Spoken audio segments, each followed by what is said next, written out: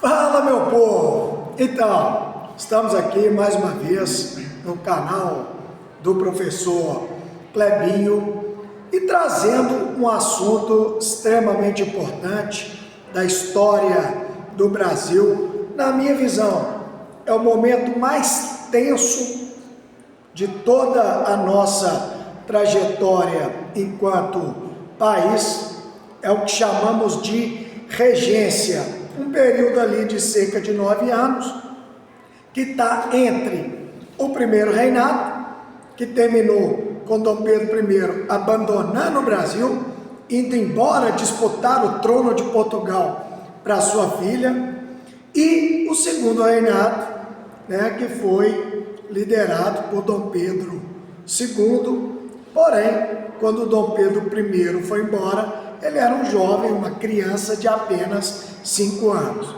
Então a regência ficou espremida ali entre os dois Pedros. Foi um momento terrível, 5 guerras civis, milhares de mortes, e se o Brasil não separou durante a regência, não separa nunca mais, porque ali estivemos muito próximos de perdermos ali 2 ou 3 pedaços, 2 ou 3 províncias. Antes de entrarmos em nosso assunto, agradecer sempre ao Colégio Cotemig, onde eu trabalho há 20 anos e que nos apoia a produzir vídeos interessantes, importantes, como esse aqui. Bom, então vamos lá. Depois eu vou gravar um vídeo sobre o primeiro reinado.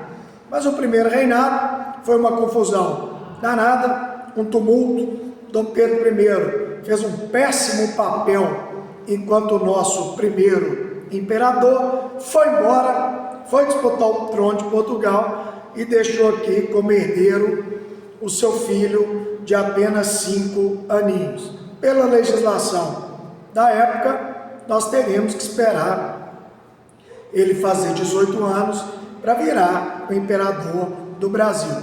E aí, como que fica um país que tem que se governar sem o seu imperador? Como é que nós fizemos? Então, nós somos governados durante esse período pelos regentes. Começamos ali com uma regência trina provisória, o próprio nome já explica o porquê, e depois virou uma regência trina permanente.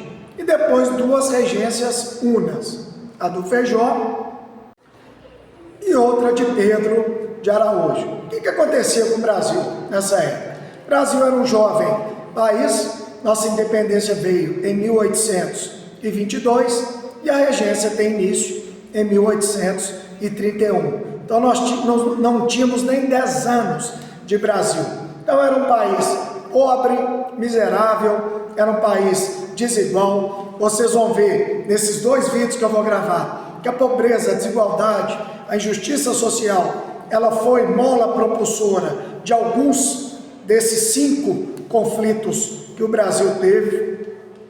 E não existia aquele sentimento que existe hoje de brasilidade, Hoje o Brasil tem 203 anos, quando nós nascemos, nós sabemos que somos brasileiros. Aí no segundo momento somos mineiros, gaúchos, pernambucanos, amazonenses, enfim. E naquela época não tinha isso. Naquela época a ideia de Brasil como país era recente. Um cidadão que nascesse lá no Grão-Pará, ele provavelmente viveria toda a vida por lá. Para ir para o Rio de Janeiro, capital do Brasil, eram 2 meses de barco. Então poucas pessoas naquele momento conheciam a capital, Rio de Janeiro. Rio de Janeiro era uma coisa distante, era uma coisa longínqua. Então, vocês vão ver também que, além das injustiças sociais, o distanciamento do Rio de Janeiro, o sentimento de abandono pela capital do Brasil, pelos políticos que governavam o Brasil, também é mola propulsora dos conflitos. E aí, tirando a injustiça social, tirando a questão do sentimento de abandono pelos governantes brasileiros que viviam no Rio, vocês vão ver que cada conflito tem suas particularidades. E os políticos daquela época no Brasil, eles se dividiam em caramurus, né, que eram os restauradores, que queriam o retorno do Dom Pedro I, mas obviamente esse grupo, depois da morte do Dom Pedro I, ele desapareceu, né? Se você quer a volta do Dom Pedro e ele morre, perde-se a razão de existir esse grupo. Tínhamos outros dois grupos, os moderados ou chimangos, que eram favoráveis à monarquia e à escravidão.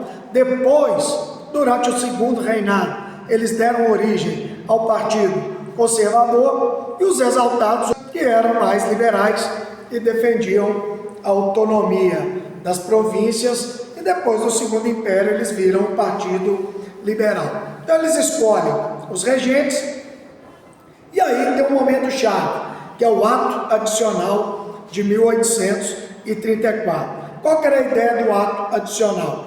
Dar mais autonomia às províncias, permitir que as províncias criassem assembleias locais para criarem leis que iriam existir somente naquele local. Algo muito parecido com as assembleias estaduais e com as câmaras de vereadores municipais que existem hoje. A ideia do ato adicional era dar mais autonomia para as províncias, justamente para apaziguar os ânimos, para que as populações das províncias ficassem mais calmas, mais tranquilas e não se revoltassem. Mas o efeito foi o contrário.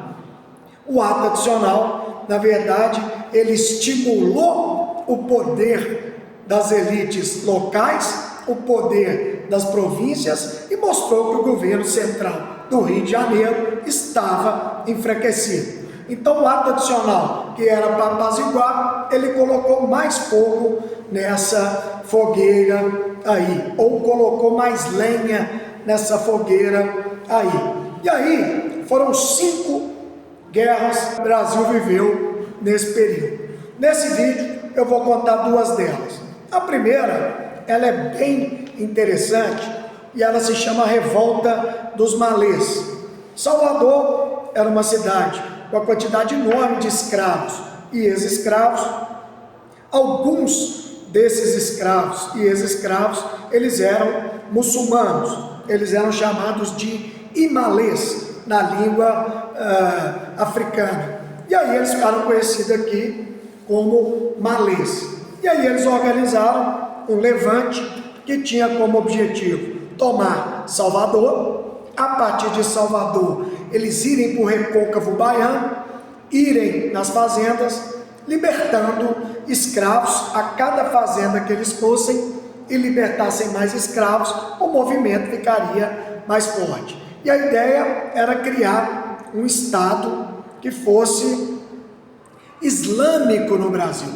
Então eles iam criar, isso é inédito, nunca teve na nossa história. Eles iam se separar do Brasil e criar ali um Estado Islâmico, onde é a pontinha de Salvador. E aí, esses escravos e ex-escravos, eles organizaram um plano, eles eram letrados na língua árabe, justamente para ler o Alcorão, e infelizmente o plano foi delatado no dia 25 de janeiro de 35, quando a revolta estourou. A polícia baiana já estava preparada para os combates e para abafar aquela revolta. Então tivemos ali como líderes Pacífico Licutã, Luiz Salim, Manuel Calafate, e infelizmente para eles esse levante deu muito errado. Alguns foram presos, alguns foram deportados, alguns foram mortos. Lembrando que eles escolheram como data de início da manifestação o fim do Ramadã, que é um período de jejum que todo muçulmano deve praticar, né? E queriam fazer um Estado que decretasse o fim da escravidão. Então foram ali cerca de 600 a 1.500 escravos e ex-escravos que foram duramente contidos pela polícia. E um outro conflito, eu tipifico como o maior massacre da história brasileira, ou um dos maiores, ocorreu no Grão-Pará. É a cabanagem, que durou de 1835 a 1840. Qual a origem do nome cabanagem?